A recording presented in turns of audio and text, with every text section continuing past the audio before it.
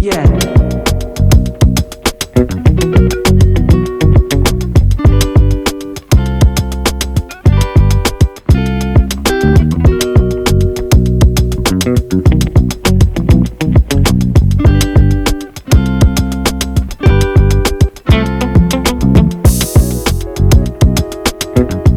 My name is Katura King, and as previously stated, I am a journalist. I'm also a producer. I have my own production company based in Lagos, Nigeria, and I'll be your moderator today for Plenary 3.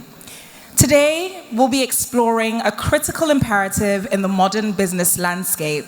That is, the art of using collaboration as the cornerstone to build robust and enduring alliances. Over the next hour, we will be delving into the principles, the strategies, and some of the ways that we can best underpin the creation of strong alliances through collaboration. Via our honored speakers, we will be examining real-world examples, dissect best practices, and uncover the vital role that high-level executives play in this endeavor. From fostering open communication, just like we're having right now, to navigating conflicts and measuring impact. Our discussion will equip you with the insights and tools necessary to excel in the realm of strategic collaboration. I'd like to invite 3 people who can talk about this subject a little bit better than I can. It's time to welcome our esteemed speakers to the stage. We'll start with Ekene Isiche, Managing Partner, ACIOE Associates. Next up, Yemisi Awonuga, Partner, Templars. Yeah. And last but by no means least, Omon Odike, Founder and CEO of UConnect Human Resources and Great Jobs SN. Do you want to turn your mic?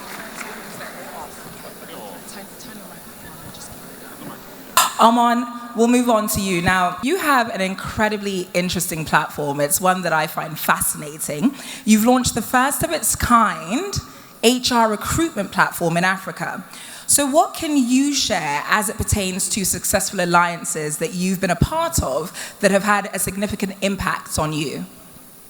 Okay, thank you everyone. Good evening everyone, and thank you for the members of the WimBiz committee and all those who have put together this wonderful conference. So thank you. Okay, when my background is HR, I'm a lawyer, moved into the HR space about 15, 16 years ago. And of course, just like a lot of people who start off a business, you really don't know what you're going to be doing. But very quickly, I'm the one person who is very operational, never really came to the forelight. Nobody really knew me. I was just working. And one day, my story about the first collaboration that happened in my business was a friend of mine, who is a WimBiz member, called me and said, participate in this competition. It was an international competition with the Ernst & Young, the Tolmilu Foundation, Michael Porter Business School, the Harvard Business School with Michael Porter in conjunction. And I said, no, I wasn't interested. I want to just do the work and deliver to the clients. And she just kept on pushing. And long and short was I participated in the competition. This was like in 2013. And I emerged the winner, #1 female in Nigeria for the fastest growing companies, and 11 amongst the number 50. And that was an eye-opener for me. I was like, do I have to sit at the background all the time? I may actually just come out and maybe something good will be there. And that led to then exposure when I went to Harvard Business School, the entrepreneurship program, learned for 3 days with all the top entrepreneurs around the world. And that was the birth of the idea of moving my brick and mortar business, which is HR consulting as you know it, into the digital space. And of course, when you have that idea, as way back in 2013, when technology was not really that, people didn't really know much about technology. It was just a little information here and there. And for me, as a lawyer, no clue about how it would work. And of course, just very quickly, coming back to Nigeria, I remember one of the partners who gave us the award, Ernst & Young, and I reached out to them and said, oh, this is what I was going to do. I'm looking for technical partners. I want to, in fact, I didn't use the word collaborate. I just needed help. And they said, oh, we can help you. We'll do all the advisory. You don't really have to pay us something. You just give us some minimal amount that will help with administrative work. And they stayed in my office for 5 good months, building the idea, building the plan, building everything end to end on how we're going to launch the first of its kind HR recruitment platform, which became Great Jobs NG, which we launched 2.5 years after in Lagos. And very quickly, that was an example of where you could see that people with shared value, shared interests, shared ideas came together to actually build that. And that led me to meeting another group of people, the LBS, even Nigerian breweries was actually part of it, Mobile, and a lot of other companies. And most of them threw their weight. So collaboration sometimes is not actually financial gain, because I don't think I even got financial help. It was more of just giving credibility to the platform and say, yes, we are part of it. And of course, LBS gave the content. And that was one of the first experience I had with collaboration that really stood out for me. Fantastic. Round of applause, please. So the word of today, well, at least for plenary 3, is collaboration, as we know. So, Omon, let's talk YouTube. 6 months ago, you launched your very own YouTube channel that focuses on entrepreneurship and women empowerment. Yeah. So tell me some of the gems that you've picked up as it pertains to thriving and collaborating from some of your guests on your channel. Okay, before I even start, we're all women here, and you heard that... Mostly women, not all women. Very few men. Even the men are involved. Can you take out your phones, open your YouTube channel, and click Omo's Couch? It's actually an entrepreneurship and career development talk show. What this does, or why we even started at all, why I started, for so many years, I had people ask me to mention them. And if those who are close to me know, I would love to. I would even help you grow your business if it's possible. But for some reason, I never have time because I'm in people management. Managing people all over Nigeria is the hardest task I can think of, and that's what I do on a day-to-day basis. So after a while, I said, how can I do this? And this was before YouTube became very popular. 2-3 years ago, I said, let me use a platform that I can speak to people with using technology. I'm big on technology. And roll out, discussions with women who have seen it all, been there, done that, had issues, problems, surmounted them, be able to navigate the entire system, and becomes very successful in what they are doing. And that's what the channel does. And it has been amazing feedback I've gotten. Thank God people don't really disturb me so much to give them one-on-one mentorship. Then going by your question, I've had remarkable women. And one of them, she may be here today. Her name is Osaye Alile, who is very big on entrepreneurship. She's one of the, executives of WimBiz. And she was on my couch, and she spoke about the NGO sustainability drives and how they're able to empower communities to be able to do a lot of things for the less privileged and all that. And there was something very peculiar in what she said. She said, without collaboration, the ACT Foundation does not exist. So you can imagine, so those women who are here, you know that if you are into NGOs or sustainability development programs, without collaboration with either technical partners, with financial partners, or whatever kind of partners, you cannot thrive. So that was she emphasized that collaboration was very key for sustaining those companies and even running and supporting a lot of communities. Second person I can mention will be Ezine Okonkwo. She's the cake boss, and I'm believing that we have women who are bakers here. Can we speak to that? Hello. So she also came on the couch, and she was very, her story was very inspiring. And what I like about her is that there are a lot of great bakers here, a lot of great bakers in Nigeria, but there's something, she took a step forward to say, what I know I want to share to the world, and not just to Nigeria, but into Africa and the world around. And what did she do? She collaborated with four ladies, one in Enugu, one in Port Harcourt, two in Lagos, to set up the first of its time baking conference in Africa, and it's been an amazing, remarkable journey. And you can see that the partners she has, because I'm close to them, a lot of them have shared values.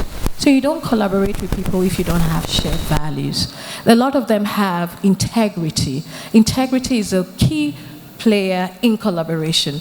I mean, just like one of the panelists mentioned, I cannot do any business that does not reek with integrity. People ask and say, oh, do people not give you bribe? Do people not try to chase you? Well, if you understand HR and the people I serve here, we are very dogged. You can't even bring any of those things near me personally, or even my company. Even my employees understand that standard. So you must have people who, if you stand by integrity, you must ensure that the people you're partnering with also have that same shared value. And collaboration. I notice a lot of people say, let's collaborate, let's collaborate. It's a buzzword. At the end of the day, if it has no value for you, there's no need to go into it. So I'm not one of those people. I'm very practical. I'm a business person. I love to make money. It's what I sleep and breathe every day. And as God has put me on this earth, I will continue to make money. Of course, because He's the beginning and the author and creator of everything I do. And I'm sure so many people share that same sentiment. So when you talk about the shared value, you talk about having the same goals. One critical thing you have to also look at is that you must bring value. I think she had mentioned something like that. You must bring something to the table. If I bring something to the table, somebody else will bring something to the table. If I don't have that expertise, you can bring in that expertise. So most times the people I collaborate with either bring financial expertise, technical expertise, different types of expertise. And at the end of the day, we achieve a holistic value and goal at the end of the day, and that is more resounding than if you went on your own to actually achieve those goals. So I think I can stop here. Yes, indeed. Thank you, Omon. Now, Omon, let's talk about the fact that we are still recovering from the effects of COVID-19 that ravaged the world. As an HR executive, you, I think, are best placed to speak to the fact that a lot of people have had to start working from home. You've got remote work, you've got hybrid working structures that exist now. So how can we adapt our strategies to build and maintain strong alliances in a virtual or more dispersed workplace? I will use my company as an example as to how we have been able to run this remote work structure. So first and foremost, normally you have your employee handbook, which is just the usual employee handbook, HR handbook has 9 to 5, come to the office and all that. You start from there. You actually update and edit your employee handbook to reflect the remote work, whereby you now introduce your employees to having, maybe it all depends on the company. Like my own company, we do 3 days on and 2 days off. I would tell you, remote work is not for the faint-hearted, because first you do the employee handbook, you do all your policies to also reflect the remote work and working from home structures. And you also provide the technology for them to be able to work remotely. So it's not just for them to say, go at home, stay there and deliver. No, you must provide work tools. Work tools, apart from the systems and the tools that we use, they will need technology. Simple as Teams, Zoom meetings for meetings, and all the different tools that are out there, and even Slack. You could also move into ensuring that you define in your company the process that they will follow to deliver work. I am also guilty of this, so I'm not going to tell you a process that is something that I know that I also have a problem with, whereby we monitor them. The truth is, about remote working, you don't really need to monitor them. Give them the tasks, define the tasks, give them the A to Z on how they'll be reporting that information back. And that will be the tool for actually measuring if they are working well. But working in Nigeria, we know that those who work online perfectly will also work offline perfectly. The people who have been in the office and have never really given so much to the work, remote work will only increase the gap, and you will see it very evidently. I mean, I've had to call the staff. We're running on a project with this international company. We are supposed to be signing up. And I call him, where are you? Because I can't get him. And he finally picks the phone after several calls. And you can hear a lot of buzz, traffic, everything. I'm like, remote work doesn't mean you should be in the market shopping. What does that mean? I mean, for me, that blows my mind. That's why I say, yes, we still have to monitor some of them. But the real sense of remote work, you can actually do measurements, put those processes in place, and see the outcome. Another one is clear communication.